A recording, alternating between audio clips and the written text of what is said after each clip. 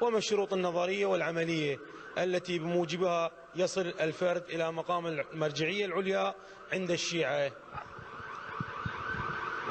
راح أجاوبك. هذا الصوت شنو هذا؟ راح أجاوبك على الشق الأخير. أولا، الشروط العملية لوصول الفرد إلى المرجعية. أولا، كان لازم يكون عنده عمامة كبيرة ولحية.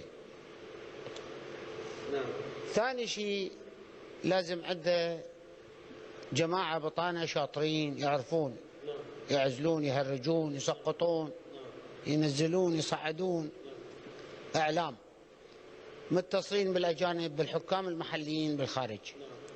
ثالث شيء المهم، لازم عندهم فلوس يوزعون على كل الناس. هذا يصل. هاي الشروط العملية.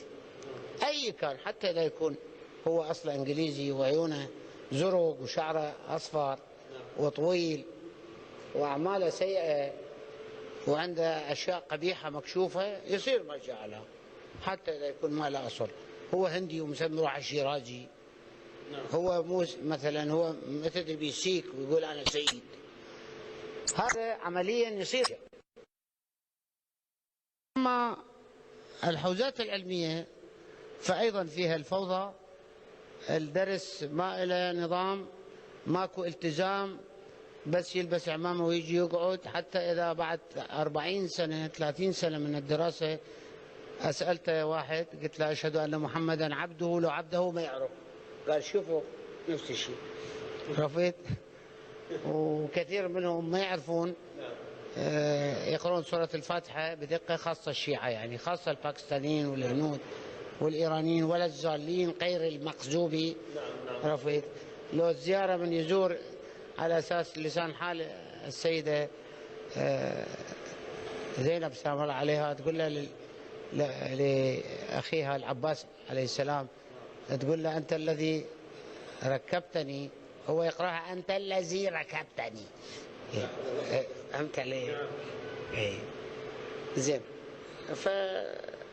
فللأسف أن الرأي العام الإسلامي والشيعي والرأي العام عبالهم قضية بعبع. هاي المدارس كلها شكلية، ما بها معنى، بحيث هو قلت لك أبرز مدرس السيد الخوئي كل دورة يدرس 600 واحد، ما يطلعون منها إلا واحد، مثل سيد الشهيد الصدر والسيد الروحاني ومرزا علي الفلسفي ومرزا جواد التبريزي. كلهم بطالة يجون، لو ينامون لو ما يجون، لو بالدرس نايم لو ما بس هي برزت من طلبة السيد. أنا ما أعتقد من طلبة السيد علماء من وزن السيد باقر الصدر الله يرحمه والسيد الروحاني، ماكو أكثر من 10. وهو مدرس له كم ألف واحد. هذول 10 شو يقدرون يسوون؟ هذول هم من يصيرون مراجع، هم يلتفون حولهم الحرامية مثل ما ملتفين اليوم حول السيستاني، ويسرقون وينهبون. بعد